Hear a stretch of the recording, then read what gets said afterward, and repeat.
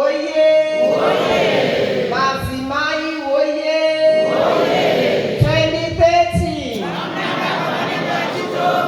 vanenge vachitonga zvavo baba. Pasi nemhandu.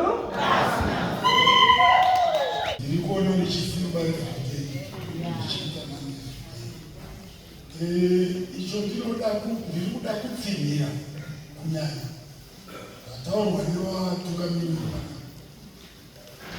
Hapana chitsva ndichataura, asi kuti ndida kupfinyira zvataurwa. Chekutanga, kuti nyika ifambe ibudirire pamaivhesa uye muite rugare. Zvose izvozvo kuti zviitike munoda law and order nerunyararo. Kana takabatana neunity, kana takabatana mumashure nomutungamiri wedu waMunangagwa, tinofamba rwendo refu, tinoita prosperity yakakwana. Tikatanga kupotserana matombo nekubirana jecha nekukandirana mapetrol bomb nekuita street demonstrations, mari haidi panorwiwa. Mari is a coward. Capital is a coward. Investors are cowards. Vakandoona chete kuti muZimbabwe makurwisanwa, hawauyi. Ndinohamaita kuti muizviite wese and wese. So ndoda kukoshesa kuti ngatirambe takabatana, tiri tichitungamirwa nalida wedu Comrade E.D. Munangagwa.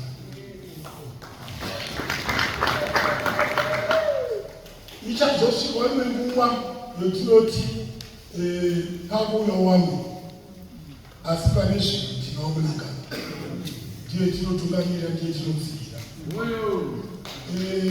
Sekuzwa kwako munoita kune inonzi National Discipline Committee inotungamirwa naNational Chairman Comrade Pamuchikukashi. Ini ndiri nhengo yacho, ndiri Secretary weNational Discipline Committee.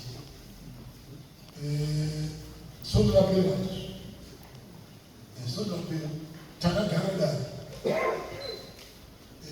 reNational Discipline Committee. Tikadzinga wakati kuti zvinonge zvinotinetswa kuti hatifaniri kunge tichidzingana, asi tatisina choice asi kudzinga pamusana pekuti wakanga warasa gwara.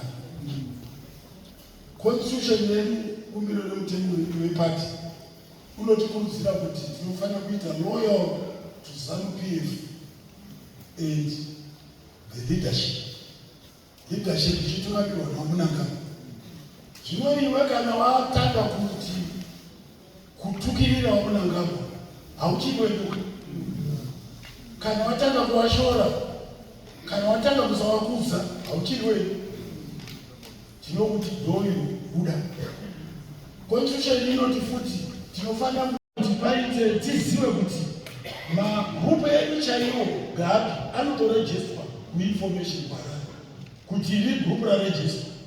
Tichizwa kuti administrator wegroup ndiani? Administrator wegroup akabvumidza zvinotuka president, zvinotuka ZANU-PF mugroup iroro, todhira naye. Nekuti group rega rega rina administrator. So izvozvo tichauya nemedia policy yacho yekunatsa kuisa pachena. Sezvataurwa iye zvino izvi, pane vanoshandisa anonzi ghost accounts. Asingabudisi kuti ndiwani, asi isu taane technology yacho yekuti tizive kuti ghost yacho ndiani. So izvi tiri kuitira kuti mumusangano medu muite discipline yakakwana. So ndinotenda iye chairman kuti so far hamuna kuti nyadzisaba kuti mungambobvunza kuti pamusana pei tichiramba tichienda naye. Tiri kuenda naye pamusana pekuti isu tinodavira kuti utungamiri hwavo ngahurambe uripo, huzadzise, hupedzise zvawakatanga. Pane zvino isu chotinondoda kuti tiite kupesweda pressure kana kuti zvetiri kuita kupesweda kunyengerera wamunangagwa kuti wagume chete. Tinonzwana tikaenda tiine uwandu hwedu wakaona zvechokwadi kuti hapana kupikisana pakati pedu, handiti kakangu wanobvuma kana wabvumaka zvatinaki, handizvo?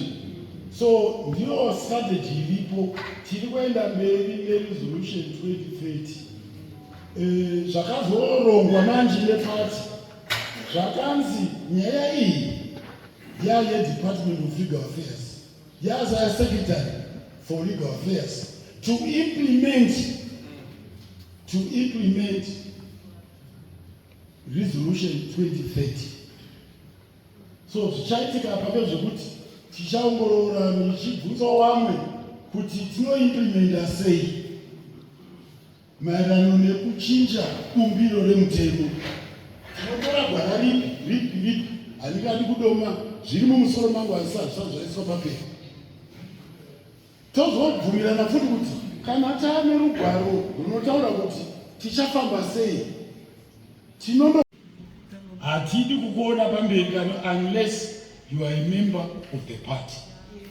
Zvakanaka izvozvo kuti mahwindi for it,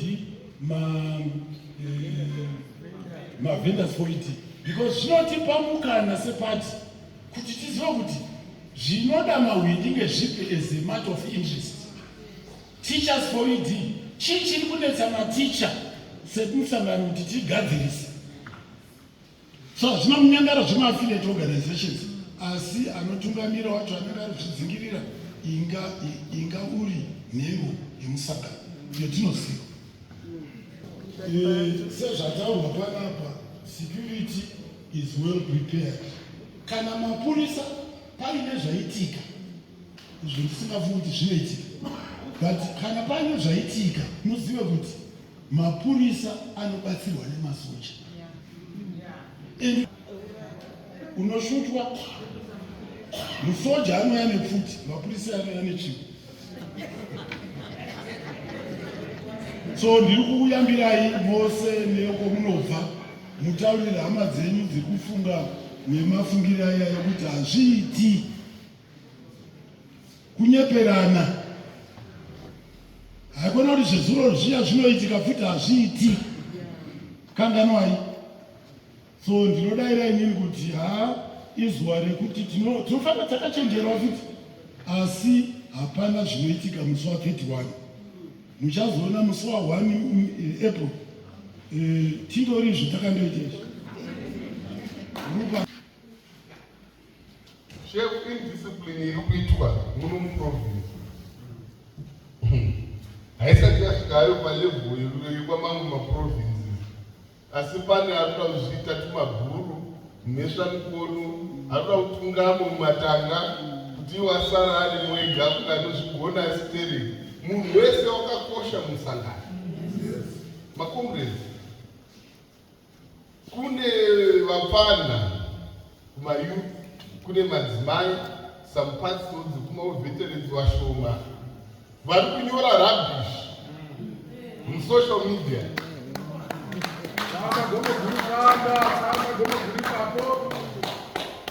Nevamwe vari kucentral committee chef kunyora chaiko central committee dare guru rinosangana napresident uchinyora kuti aiwa dai president ambozorora akumanaka